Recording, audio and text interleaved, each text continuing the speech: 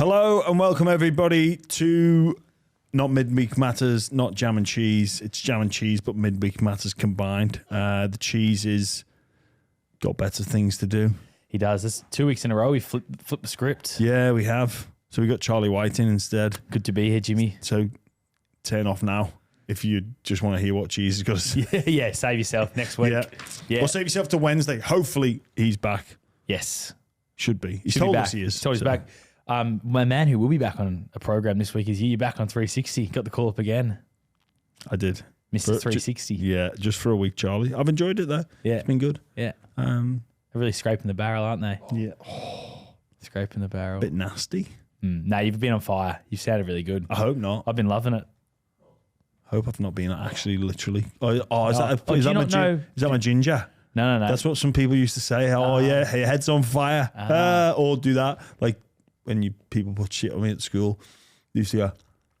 That's pretty good. That is pretty good, isn't it? Yeah. Did you get the Gingers Down of Souls thing when you, or was that No, post school? that was a South Park thing. Yeah, so was that post school?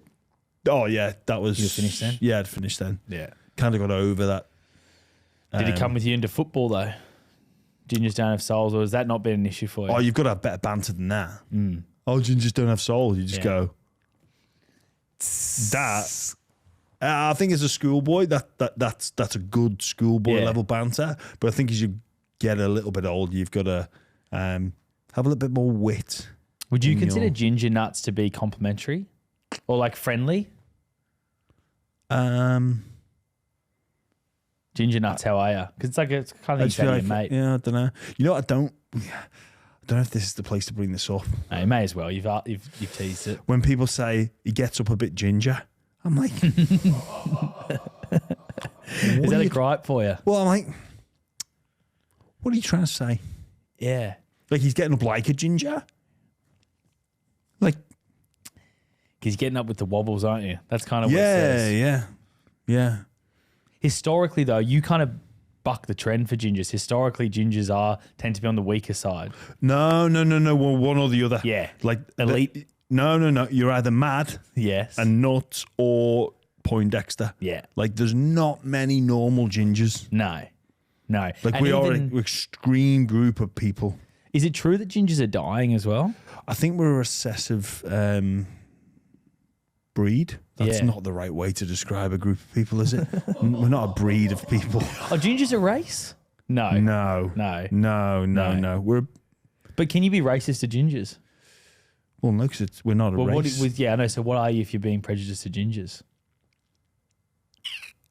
Don't know. Yeah. I had a ginger man come up to me the other day and compliment me for dating a ginger woman. Please share with us your ginger stories at the buy round. Oh, I saw a ginger today. Fucking hell. Idiot of the week, Jimmy. We're going to go from the top because I believe we got a returning member of the Idiot of the Week game. Mate, just firstly, it was nearly me for Idiot of the Week. Sometimes I boggle my own brain. I went for a trail run today. Right. Forgetting that it had been pissing down.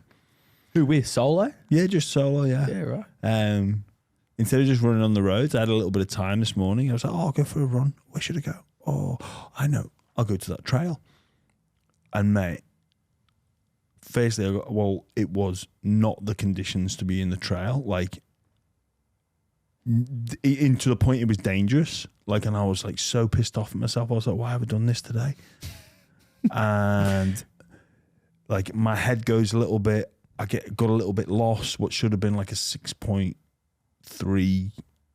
6.5 trail run ended up being an 8.5K trail run. No. So I was a bit lost. He's slipping over and stuff. Oh, mate, like legitimately I was thinking, if I break my ankles here, would I be able to do Midweek Matters and 360 as well? But then like I shouldn't have been on the trail today. There was no one else there.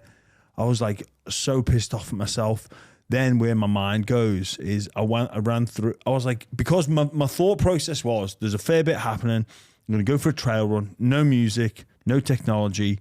I'm just going to clear my thoughts. Get rid of the inertia of the day. Get hash out some ideas in my head around what I'm going to talk about on Midweek Matters / Jam and Cheese and on 360. Like, there's a fair bit of chat around the bunker, David Fifita, all this sort of stuff. But I basically spent the time like looking at the ground, thinking like, where can I put my feet? Like, it was fucking dangerous. Yeah. I genuinely nearly didn't get out alive. I ran through a cobweb. And then I was like, oh, spiders. Oh, yeah. But that's nothing new to the trail run people. It's like, if you get bit by a spider, I'll be all right. But then I was like, oh, shit. The rain. Does that bring out the snakes? And I was like, I was literally running through puddles, couldn't really see where I was going. I was like, do snakes like water? I don't know. What am I supposed to do? Imagine if I get bit by a snake. It depends on the snake, doesn't it? Well, it does. So basically, I had no thought about what we're about to talk about. I was just fearing for my life. I was like, imagine how embarrassing that would be. It'd be a great story to tell bitten by a snake. Then I was thinking different types of snake. Then I remembered the advice from, did you ever see Peep Show?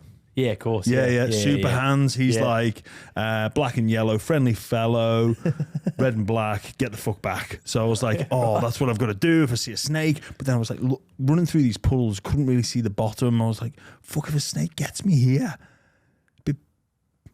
So yeah, I'm nearly the idiot of the week. Yeah, that would have been great. You spoke about spider bites just before. In Australia, no one in Australia has died of a spider bite since like the 70s.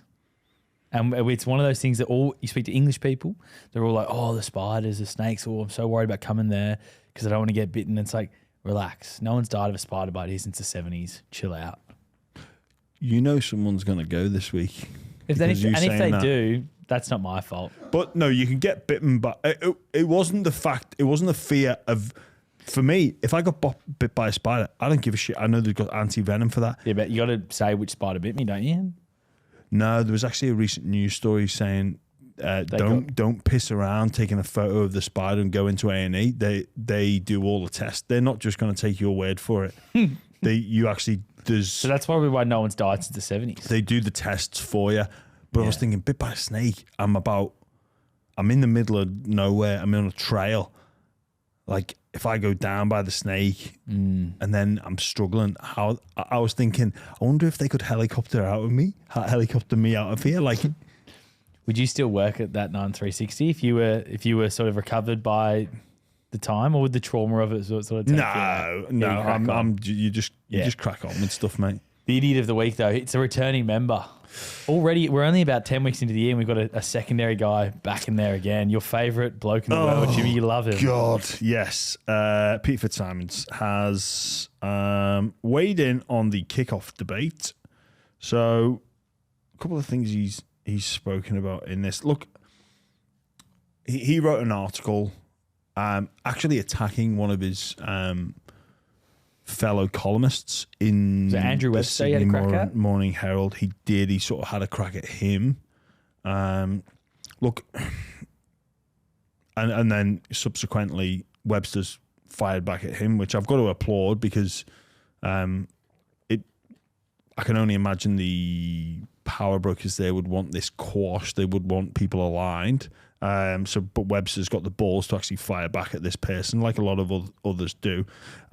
Look, in this article, Peter's talking about it's not about talking about junior football. It's so different. He mentions me. He takes a bit of a different tack this time. He sort of gives me a little bit of credit, which is, a little bit different. He was belittling in previous times. He spoke about the podcast I did, Head Noise. He couldn't follow it. But then now he quotes it again and says about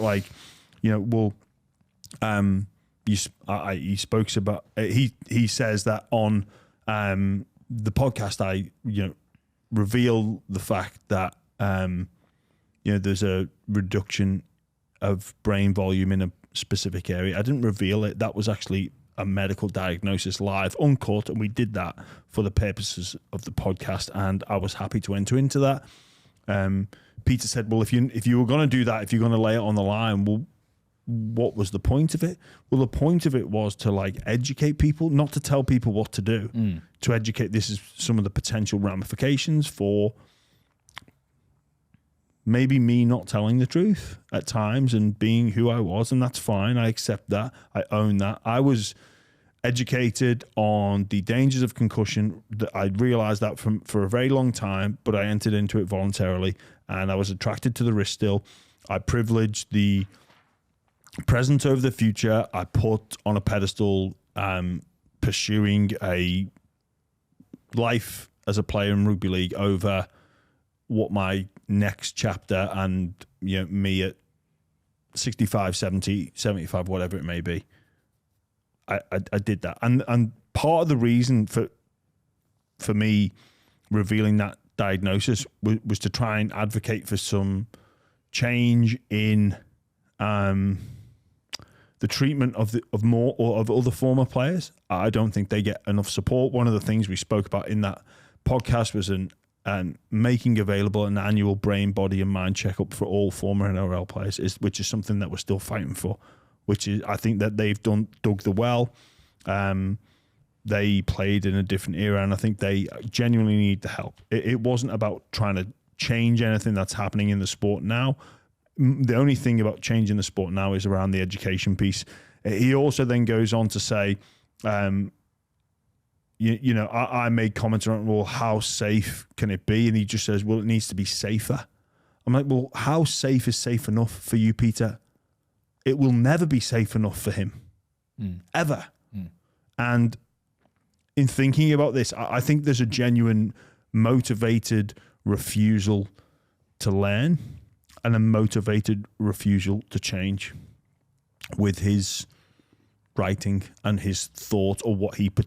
Part of me thinks, I don't even know if he actually believes what he's writing. He just says it because that's what he needs to present or say. He's hung his hat on this. In order to maintain relevancy there, do you mean? Or just he's started going down this path, he's got to carry on? Yeah, and almost present the other side of things and present this. Well, he has this habit of being holier than now, like do as I say. Like that's not how you get positive change. Like it's just not. And this whole argument about the kickoff, like, and he talks about in the court of law, he basically fast forwards 20, 30 years. The argument that the NRL could have changed the long kickoff rules won't stand up in court. Just because you could change something you didn't, that's not going to stand up in court. There's no class action in the future. There's no individual in the future, in my opinion, that can say, I've got this degenerative brain issue because of purely on the long kickoffs. And the NRL knew it was more dangerous than... the NRL knew of the dangers and didn't look to change it. Andrew Webster spoke about in his column about there's only the low percentage occurrence of concussion. So, Peter, it just won't stand up in court. There's a couple of arguments I would add to this, that in terms of the ball carrier being concussed, they don't have to run hard. Because if you look at the concussions, it tends to happen more in the first kickoff of the game, as opposed to after a points have been scored or a dropout has been received, and it doesn't happen after the second kickoff to restart the second half. There would be other examples, but it seems more. It seems more common in the opening kickoff. Also, they don't have to run hard. I was in that position hundreds of times. I didn't always run, well, hardly ever actually towards the end. Ran like 100 miles an hour off the back fence. That wasn't me. That wasn't my style of play. My style of play was completely different. I would put late footwork on because I knew I would get pelted. It wasn't the fact I wasn't risking concussion. Me running as hard and as fast as I can into the defensive line disadvantages my team and advantages them. That was not my style of play. Jared Reed-Hargreaves, for instance, he is that advantages his team. It's his style of play. So first off, you don't have to run that hard off the kickoff. So that alleviates the danger for the ball carrier. And defensively, you don't necessarily have to stand in those positions. You don't have to go to full whack someone. You can change your technique to affect a different style of tackle. Don't have to go out and belt someone, which again would increase the possibility of an injury occurring. So that argument just doesn't exist. It doesn't exist that will happen in the future. So it just, again, he's ill-informed, I believe. I think he's got this motivation. Part of the motivation could be around, on a global level, rugby union far exceeds what's happening in terms of rugby league. I accept that. But I think in this country, I genuinely think he wants to drag rugby league down to rugby union's level in terms of the quality of the product. That would be my educated guess. And also, Andrew Webster speaks in his column about how rugby league people are sick of being treated by people like Peter Fitzsimmons that look down their nose at us as thugs and uneducated. Peter Fitzsimmons, need to tell them what to do because these idiots, these brain dead idiots, don't know what they're doing. Well, sorry, we do. We do. So he's my idiot of the week once again. I like it. And just quickly, talk about the class action stuff. It's obviously way above my pay grade. But I don't understand how any rugby league player can sit there and say that they're not aware that rugby league's dangerous. Everyone knows it's dangerous. Even when you're a little kid, you get told it's dangerous. Like, you're aware from a little boy playing rugby league to when you become a man playing rugby league, there's massive amounts of danger involved in it. Of course. But also, Charlie, you need danger in your life. Of course. You need that potential. Yeah. And some people don't, and they're not involved in the game. Some people do. And that's it's fine. a great outlet as well. It's a great outlet for men with a bit of violence within them, and women, a bit of violence within them to get it out. It's lawful violence. Yeah. It's lawful. Yeah. And there's a big difference between lawful and unlawful. Absolutely, of course. And for me, rugby league and sports and physical sports add to our society. And Big time. He has a crack at me in the column. He said, I once said, if you don't like it, go and play Oztag. Well, you should. Well, you should. Let's talk about the rugby league, though. Yes. Let's leave Fitzsimmons to the side because it was a great round of footy. It was also, there was a lot of drama in the round of footy. It was a controversial round of football, wasn't it? And the bunker, all the people inside the bunker, are well and truly in everyone's sights. Obviously, if you don't know how it works, a match official is a referee that you see on the field. A lot of them, they end up just working the bunker in the games they're not doing. You've got a different bunker official for every single game. However, that has led to a lot of inconsistencies in decision-making. We obviously saw the no try for Api Coruscant last weekend, and then this weekend we saw a similar incident with Philip Sami awarded a try. There was countless other incidents throughout the weekend, but it's a bit of a mess at the moment. Yes, I can't answer it. Fans want answers, and they would come to us as people in the game and genuinely just hold your hands up and go, mate, to be honest, I don't know. Like down at a cafe or at the pub, and people are like, man, what the F is going on in that bunker? Mate, I don't know.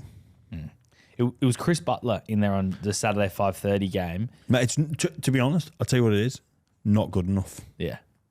Because then there was another incident in the game with the Jojo Fifita strip where they said he was playing at the ball and he was it looked like he was making a tackle. He was making a tackle, so it was either a loose carry or a knock on. It was never a strip. I just don't understand that this. There's different ways we could look. The bunker, generally speaking, is a positive thing for the game. It helps get more decisions correct more often. I don't think we could have a game without the bunker, but I just think that there's incompetency in there. I think the key is you spoke about on Sunday having one person who works on all the games.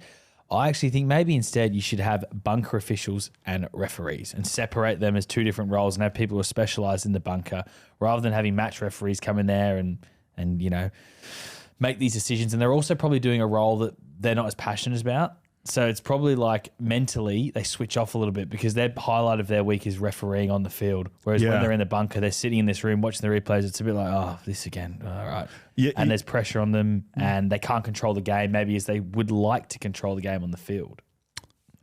You could be onto something there, Charlie. I just think you've just got to get these decisions right or understand the ramifications of getting these decisions wrong. Maybe you need to pay somebody more. Like there's talk of like getting that one person in, like the real world, like, oh, it's too much. It's not too much to be paid. And the higher you pay someone, the better candidates will apply. So if you put a couple of $100,000 on this role, you're going to get some fucking good candidates come that are going to be willing to leave other jobs where decision making is highly influential at top level companies. If you put enough money on it, give it enough prestige, people will come for it. I think, I sort of hashed out a few ideas in my head around it kind of does need to be a match official. But then should we look at bringing former players, former coaches in as well? Like, look, the good thing about having a singular person make the decision is that they would just have that deliberation between themselves. Maybe it needs to be a match official, a former player, and a former coach in at the same time in separate booths, and they choose majority rules. Majority rules. That's the decision. That's how they make decisions. They don't speak to one another. They don't confer. And you could just go try, no try, sin bin, no sin bin, penalty sufficient, whatever it may be. Then you would have a person that would receive all those lines of communication. This is what we're doing. We're going to go majority rules. I don't mind. I like that. I don't mind having a number of three people. It does not necessarily have to be a player, coach, and an official, but like having three people in there. No, I think you need those. You need that diversity. Yeah, you do. Yeah, because. And I mean, if they're doing it every week and they're across all the rules and the changing of the rules, because every year there's bloody changes to the rules, like the driver. Yeah. Now. Well, again, there's no point in putting a former player in there if you're not going to spend the money and the resources in educating them. Yeah, and getting them in there every week, working every week. And having, because look, cost is always going to be an issue. It really is. It's a business, so but this is so important that we can't have these howlers. And people say, well, it's not happened in a grand final or an Origin game, but it will. It will. And it's for me, for the NRL, it's worth the investment in this. Love the bunker. It brings so much. But the accuracy of the decisions this weekend in particular has highlighted that it's a competency issue. And it's arguably too much on one person. So they've got to spread that out, and even then have that, when Annesley comes out, it goes, well, that's what we've done, and I think most people in the game would be willing to accept that, and I think it would take out the clangor. Yeah. I think if there's three people in that bunker, Caesar's Simbin, that is mind-boggling. Well, he's got 4 weeks with the early guilty plea. At time recording, he hasn't taken his plea yet. 4 weeks. So a hit drop that is worthy of 4 weeks has not been sent for a sin bin. It's crazy. Yeah. Like on a Saturday, it's not sin binable. Yeah. But on Monday, it's 4 weeks. Yeah. And I'm sure Annesley he'll be talking today at some point. He's come out and said he should have been sin bin. I'm sure he will come out and say that. It's a sin bin every day of the week. Yeah. Dallin Watene-Zelezniak. Well, I think it was Greg Marju up against him, was it? From memory. Yeah. Are you talking about the obstruction? No, I'm talking about the tackled in the air. Oh, yeah. You penalty try every day of the week in your eyes? It's either a penalty try or it's a sin bin. It's not penalty sufficient. No. I agree. And really, if you look back at that game, it was close. It was tight. make a strong case to say like that's cost the Warriors 2 points. Well, not only the Warriors were duddy with that one, you could also argue that obstruction. I know it initially went up as a no try where Tanis Lesniak scored in the corner.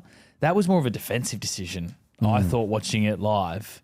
And where's the back row meant to go? It's not on the outside shoulder. He's gone, yeah. Yeah. So that was another decision that maybe if it's gone up as a try, it stays a try. I don't know. But unfortunately now what we're seeing with this, and it's happened before and it'll continue to happen, is that players are exploiting it. They're exploiting the diving. Yeah. It's gamesmanship. It is. They're playing to a system that advantages them, because look, teams go out there and their main objective is win the game of football by almost any means necessary. And I mean almost. Not by any means, but by almost. And that includes exploiting the climate, exploiting the referee, exploiting the situation, taking advantage of a set of rules that are in play, how the game's going to be interpreted, the mood of the NRL, the game. So players would apply themselves differently to a state of origin game, international game, finals game, differently than they would a round 9 game of NRL, because the situation changes. Yeah. And you do almost anything to achieve, by any means, almost any means necessary to achieve your objective of winning that game of football. Yeah. And the Warriors in that situation, unfortunately, did not win that game of football, and they really are falling away. I don't think we are giving enough credit to the importance of Luke Metcalf's injury for the Warriors. A lot of pressure is on Sean Johnson now, and Tamari Martin hasn't been offering a heap in attack for the Warriors. And so Metcalf went down in that game against Newcastle. They win that game, they're 3-1. They haven't won since he's been out. They only had that draw. And they really should have lost that game as well. They got lucky at the end there with the poor Alloa play. He's been a big loss for them. He has, Charlie. I appreciate what you're saying. Just the Warriors, they've just not been able to put teams away. They've had opportunities and they seem a little down on confidence now. Like they didn't look like a confident team against Newcastle. Their opening 20 minutes was awful. Just no respect for the ball whatsoever. And really, they should have predicted what Newcastle were going to throw at them. Like, if I'm preparing for Newcastle this week, right, guys, they're going to grind, they're going to play simple. Let's not advantage them by being sloppy. I think, Newcastle are still missing people like Frizzell, people like Fifita, and yes, those people have been good, but with what looks like a lack of creativity, they need to play that game, that grind game. But if they go up against another team that'll grind, they're not going to get as many opportunities by default. So I think the attitude of the Warriors and their inability to hold on to the football played into the Newcastle's hand, so they got more time on the goal line and they jagged a couple of tries, basically. So Warriors, they got it wrong. They got their game plan wrong. Yeah. And I think they're a bit down on confidence, and lost to the Dragons. They lost to the Titans at home. And they've lost now to Newcastle on the road. They're bad losses. As we look forward, it's hard to see Dragons, Titans, or Newcastle in the 8 this year. It's worrying. I think the big question now is Roger Tuivasa-Sheck if he needs to go to fullback. Shans has done an incredible job the last couple of years. He's an incredible player, but is Roger just wasted in the centres there? Look, that's not going to be. It's not the silver bullet. I think there's a few areas to look to put some more attention on, but I think that will help. I think they almost, it was like they forgot about Roger on the weekend. Like, there was times it was screaming for the ball to go left, and they go to their favoured right side. And when you've got a weapon like that, and even in the conditions, look, Roger couldn't be as effective, but he's still, I think you need him because he's so important. You need him with the ball in his hands more. And he's not one of these young proteges where it's like, hey, this guy could be a fullback and let's see how he goes. And we've seen players do that and they put their hand up and say, I want to be a fullback. It's got fullback money and all that jazz. This isn't that situation. This is, he's proven as a fullback. Let's put him there. And I think, I don't even think it's a Roger going knocking on the door. I think it's probably Chance who needs to go and knock on the door of Webster and go, look, I'll play centre. Can me and Roger swap? I think that's the case with the Warriors. Because when he played there early in the year, Roger, he was unbelievable. What did he run for like 280 metres and just unbelievable. Yeah, I think that's what they've... Because or Webster needs to make the call, but sometimes the player needs to go and make the call. And I don't think Roger's the personality type to be like, look, mate, I'll go fullback. I think the Warriors have a very good culture that they built there as well. Yeah. And it's a team that seems to love each other as well. So I think something like that wouldn't cause too much dramas. It shouldn't, but, you know, in terms of the Warriors, it's in danger of slipping away. Like, they're probably fortunate they don't have origin players, like maybe Barnett, but still, like... Maybe Kate Welder, he's done his calf now, so probably not. Maybe Egan. But probably not. Probably not with their recent dip. Like, if the Warriors were playing really well, you maybe look at Egan. But now, because they're not, you don't. Big game for them this weekend against the Roosters. Good chance for them to try and turn it around. The Roosters are flying, though. Like, they looked unbelievable. I know, obviously, Broncos had some injuries during the game, and losing Adam Reynolds, it's obviously cost the Broncos. It would have been a different game, but they just look so good. Defensively, opening 20 minutes, outstanding. Broncos had all the ball. Roosters looked comfortable. They frustrated the Broncos. They turned them away. It was a defensive masterclass. And let's not forget as well, like, Roosters lost Brandon Smith. Yeah, true. So, like, what was the score when Reynolds got injured? Do you remember? I can't recall. Okay, yeah. But anyway, like, it's not like the Roosters were, you know, they had 17 fifth players. They lose Brandon Smith. Connor Watson comes in and does a great job, but still, like, it was a reshuffle. The Broncos, obviously, were far more affected, but I think there's some worry there around the Broncos and their approach to especially big games. That's twice they've been beaten by the Roosters now. And obviously Reynolds leaving the team, he plays in a fashion that, look, it's funny, we speak about teams' identities and whatnot. Maybe the Broncos' identity is we're this team that's going to look to make kills all the time. We're going to look to score points all the time, and that's fine. But you got to understand that some days it's not going to work. I think with Reynolds in the team, he helps steer them a little bit more towards percentages to long game, to obviously what he brings with his game management, his long kicking game. So they're going to move that, but I think they probably need to look and analyse at just how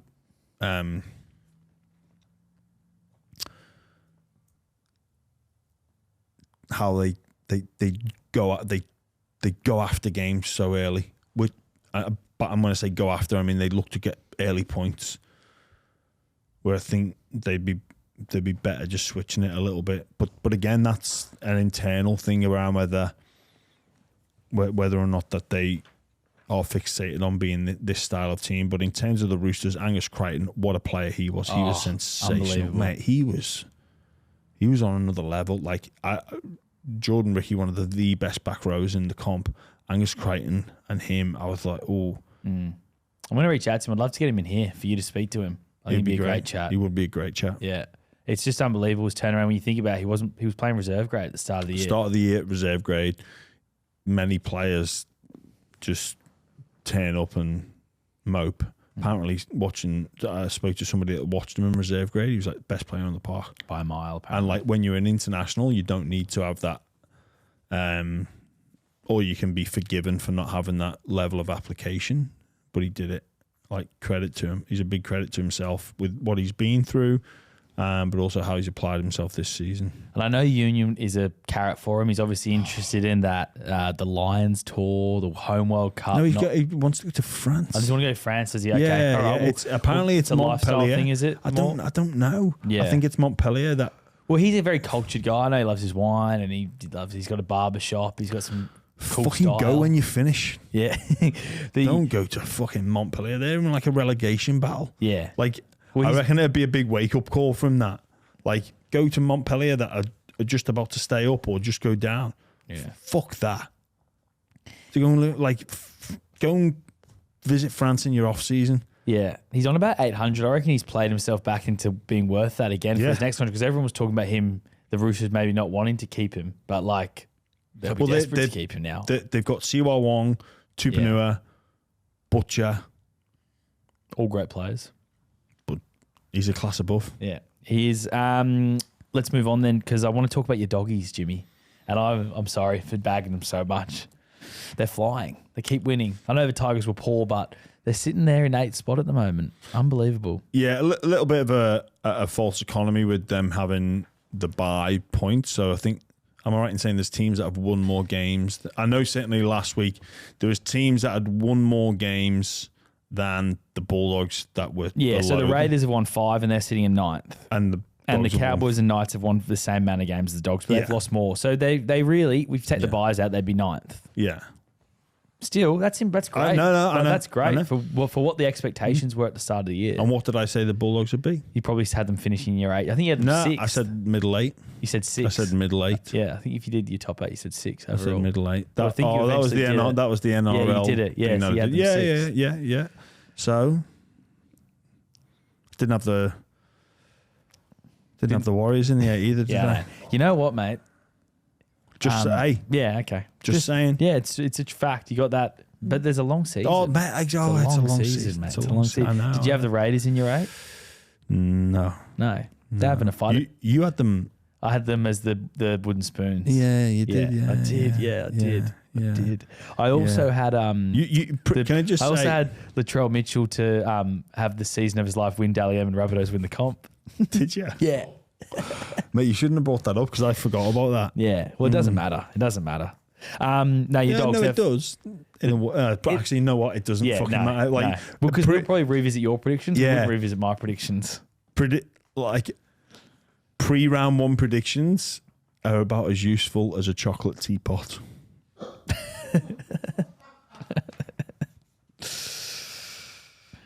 Sounds yummy though, a chocolate teapot. Even if you melt it down with the hot water, you drink that up. Sounds glorious. I'll buy you a chocolate teapot for. Thank you. That's very nice of you. The I was dogs. going to say though, Christmas. Fucking ages away. What would I dogs. buy it for you? I don't know. my birthday, June 30.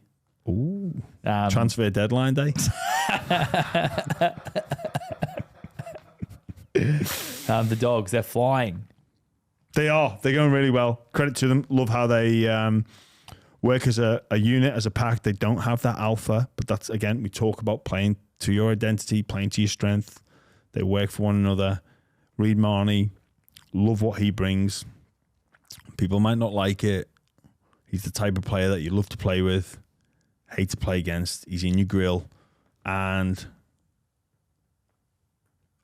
obviously, the Dogs are a different team this year, roster-wise, personnel-wise. I think Reid Marnie has really benefited from not being captain. Really benefited from it. Because I don't think he behaves like this last year if he's skipper. Or I don't think he behaves this year like this if he's captain. Yeah. And he's a better player when playing like this. Yep. Yeah. Just one of those people that... it's actually made me... Bit like you. Well, Charlie, it's made me reflect, and you know what? Maybe me being made skipper was the worst thing to happen to me. Well, not the worst thing to happen to me at the Dogs, but it wasn't beneficial for the team. Right. Because it put you in your shell a bit, did it? Well, especially after that incident in... Good Friday? The Good Friday one. Like, it completely changed my approach. And it sort of... It was almost in my preparation, the thinking about how I need to behave because I'm the captain. Where I think if I'm just another player, I'm just another player. I'm probably, because in 2015, whether I'm skipper or not, I probably act like that. I definitely do attempt the charge now, and I'm probably going to respond in a negative way due to a multitude of factors. I was wrong. I'm happy to admit I was wrong. But after that suspension, it was part of my preparation around like, oh God, I need to be, how I'm going to approach a referee. Right, hands behind the back, start to do that. Like, don't be as confrontational. Like, fuck that. I don't need to be worrying about that. I just need to go and be a bit mad. See red. Yeah. It might have been the worst thing happening to you to become captain at the Dogs, but it might have been the best thing to happen to your teammates, you becoming captain. Because you make the grand final in 2016. You're the captain there. No, we didn't. Oh, you weren't the captain? No, in 16 we didn't make the grand final. Sorry, 14 I'm thinking. No, that was prior to that. I wasn't skipper then. Ah, okay, right. Yeah. It was Michael Ennis was. Okay, yeah, right. But he got injured. So when were you captain? 15, 16, 17. Okay, you didn't make the grand final in 16? No. In all seriousness, I think it probably was. It affected how I prepared, applied myself, and yeah, because I think about this with a guy like Jared Hargreaves. 300 games this weekend for the Roosters. He's never changed. He's resisted the temptation. Sorry, he's resisted the calls to change. He can't play like this. He's a liability for the Roosters. If he doesn't change how he is, Robinson will see him go, no. The Jared has seen it all through. And just, this is who I am. Rugby league is a contact violent, lawful violent sport where gladiatorial, and you need a bit of craziness and there's confrontation. We need another front row to come over and replace Jared as the lunatic out there on the field. And I don't know who that's going to be just yet because everyone's very professional these days. Well, even if you look at Jack Hetherington, yeah, he's changed who he is. He's not the same. But also, Jack Hetherington isn't JWH. No. Your level, different player. I mean, like a top level player who's got that lunatic in him and releases. Well, he had that little bit. Spencer Lenu has that. Yeah. But this new incident could actually bring him back a little bit. Yeah. Which well, you know what? You're right, Charlie. And obviously, what he did was beyond wrong. But it'd be interesting to see how he changes his approach. If he changes his approach. The Penrith Panthers, they are now making a huge play for Dave Fifita. And, I mean, I think for him it's a no-brainer. Yes, he's on $1 million at the Titans, but he's been offered an $850,000 a year deal, multi-year deal to go to Penrith, play in that system, win premierships, and probably become the best back row in the game. Oh, I don't know about becoming the best back row in the game. I don't even think he'd be the best back row at his club if he moved to Penrith.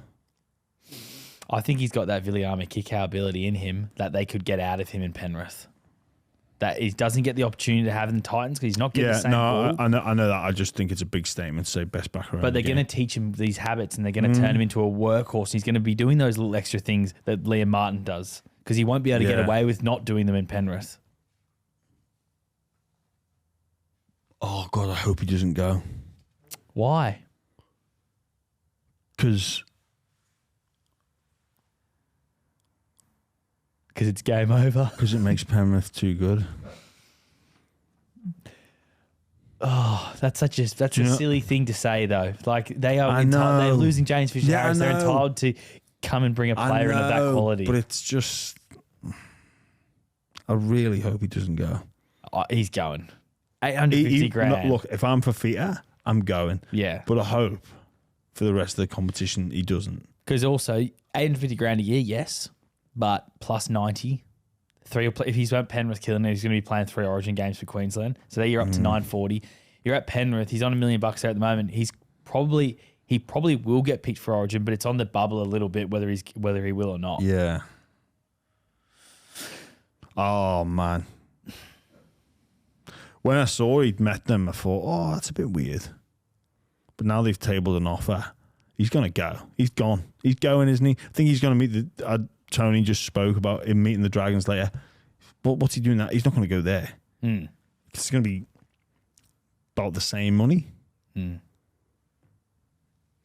He's on $1 million at the Titans, and then the Dragons probably could offer him $1 million. Yeah. But why would you go to the Dragons over the Panthers? You're not going to uproot and leave the Titans to go to the Dragons. No Look, way. unfortunately, not. Look, and I had a great time there. I love what Flano's doing. I think he's building something, but you're not going to leave Hasler and the Titans and home to go there. But you'd leave. But people go, oh, it's an X amount of dollars haircut. Fucking, mate, it's not really. Like you've said about the origin payment. So, mate, ask the average person in the street if they'd do it. If they'd take a pay cut for, if their pay cut looks like 850,000, if you have got any empathy or sympathy for like, you're getting a pay cut, like most people, fucking hell, I've got to take this job, but it's not paying as much, but it might be better for my career. How much you getting? 850. Fucking hell. Cheers. Well, $850. Yeah. Like, it just doesn't translate. But, Charlie, he can't go. No, fucking He's going, mate. Mate, bring fucking PVL, Andrew Abdo, come in and say, we're changing the salary cap to a points-based system. Mate, it's just a no-brainer. He's gone, mate. Yeah. He's gone.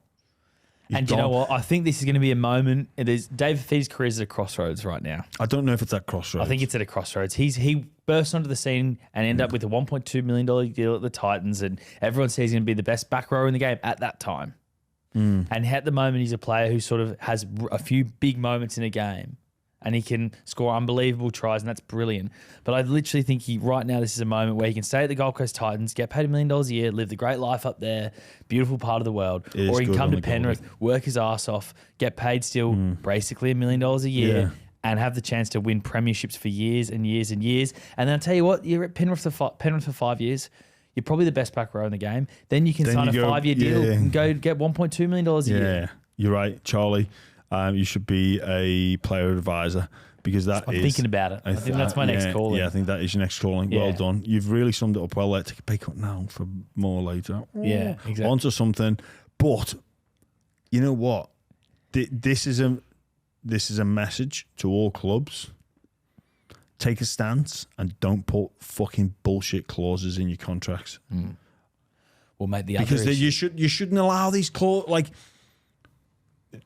Like you've re-signed him, but he has this option in his contract for this year. It's my understanding he has the option in his contract for next year. It'd just be the ongoing saga. Well, the other issue for the Titans is they've got a similar situation with Tino Fasua-Malawi, and if David Fifita leaves and things start going pear-shaped, yes, they got him on a 10-year deal, but that has more options than you've ever seen in any contract that's ever been written in rugby league history. He could be walking out the door as well. It has more options than the Kellogg selection box. Did you get them over here?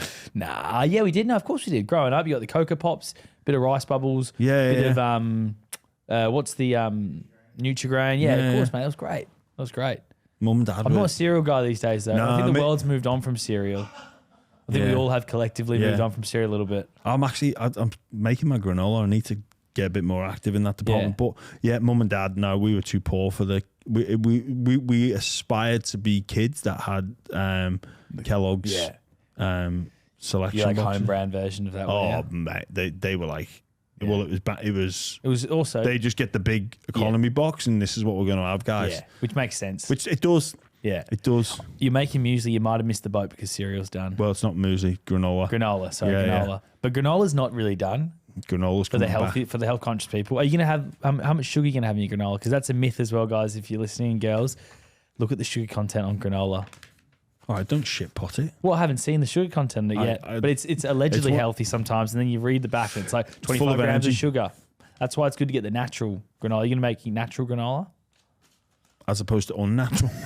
Yeah. Well, what's sometimes it says natural granola on packets, and that's but there's a lot of less sugar. There's a lot of fluff in some of the natural. Everything's natural in a way, isn't it? It's true. That's true. Yeah. I got to get out of here. You got to go. I got to go. Mate, I'm enjoying this conversation. It's been fun, mate. It's been fun, but that's probably our. We've covered it all. The only thing, just quickly, Ryan Papenhuyzen, 4 to 6 weeks. Yeah, not too bad a blow for the Melbourne Storm with Farlonga. He was sensational. bad injury count for the weekend. Obviously, Reynolds goes back for the end of the season. The Broncos should have enough to hang in there. Hopefully, he gets back. Cam Murray gone for 6 to 8. Will he miss Origin 2? Touch and go. Touch and go. Touch and go. I've said this a couple of times. I think South Sydney need to move Jack Whiten in the field, not to an edge, not to 5'8", play him at lock. Well, we'll see what happens with the teams because this is coming out Tuesday, so later today the teams will come out. I'm also interested because also Dean Hawkins has done his quad. Yeah. So they could be forced into the Cody Walker, Jack White and halves combo, which some fans have been crying out for a while now. I don't think that's their issue. I know they're both left-sided players, left-sided boots, but we'll see. All right. We'll see. Thanks, Charlie. I know you've got more important things to do. We'll catch everyone on Wednesday with hopefully a better guest, and I'm going to speak really slowly so Charlie can't leave because he needs to say bye to the guests. See you, Jimmy. Not the guests, the listeners. See you, Jimmy. Stay tuned as well. Some big moves at the bar and coming soon. Is that? Yeah, it could be. Yeah. Have we got some big moves. About what? We all see. Mate, it's not a game. We're a fucking business. Yeah. You're across it. You're just not remembering it now. Big moves. Check it out. Stay tuned. Oh, that big move. Yeah. Oh, I've got to go. I've actually got to go. The big move from the studio. No. That would be a big move. That would be a big move, yeah. Like, might be leaving the studio soon. Might be leaving it. Yeah. Maybe not. I've got to go, though. I know what the big move you're talking about is. All right, see you guys. You don't want to do that production meeting? No, I got to go. All right, you go, mate. Go, go, go.